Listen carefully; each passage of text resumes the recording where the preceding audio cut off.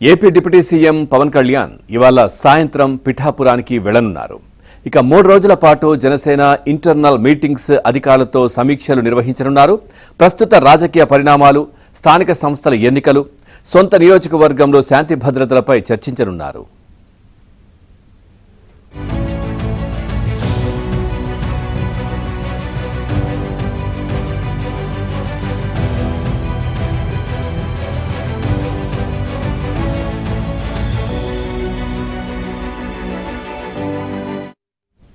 Parliament వర్షాకాల సమావేశాల్లోని చర్చల్లో జాతీయ దృక్పథంతో ఏపీ ప్రయోజనాలకు అనుగుణంగా నేషన్ ఫస్ట్ అనే భావన స్పష్టంగా ప్రతిఫలించాలని జనసేన పార్టీ అధ్యక్షులు డిప్యూటీ సీఎం పవన్ కళ్యాణ్ దిశానిర్దేశం చేశారు.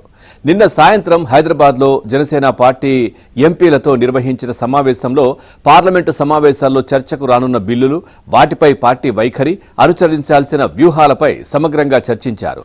పార్లమెంటు సమావేశాల్లో ప్రస్తావించాల్సిన అంశాలపై మార్గనిర్దేశం చేశారు. పార్లమెంటు వేదికగా రాష్ట్రానికి ప్రయోజనం కలిగించే ప్రతి అంశంపై జనసేన పార్టీ తరపున గళం వినిపించాలని సూచించారు.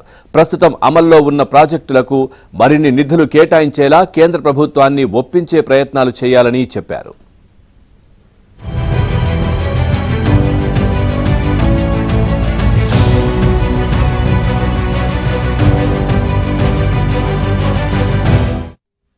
ఈ సందర్భంగా ఏపీలో నిర్మాణం దశలో ఉన్న రైల్వే ప్రాజెక్టుల పురోగతి, పెండింగ్ ప్రాజెక్టులకు ఆమోదం, నిధుల కేటాయింపు, కొత్త రైల్వే లైన్ల నిర్మాణం, రైల్వే ఓవర్ బ్రిడ్జిల ఏర్పాటు, దక్షిణ కోస్తా రైల్వే జోన్ అభివృద్ధి వంటి అంశాలపై ఎంపీలతో పవన్ చర్చించారు. ఈ వర్షాకాల సమావేశాల్లో కేంద్ర ప్రభుత్వం ప్రవేశపెట్టే అవకాశాలు ఉన్న నియోజకవర్గాల పునర్విభజన, మహిళా రిజర్వేషన్ల అమలు వంటి కీలక బిల్లులపై పార్టీ అనుసరించాల్సిన వ్యూహాలను వివరించారు. సమావేశంలో పార్టీ లోక్సభ సభ్యులు వల్లభనేని బాలశౌరి, తంగెళ్ల ఉదయ్ శ్రీనివాస్, రాజ్యసభ సభ్యులు లింగమనేని రమేష్ పాల్గొన్నారు.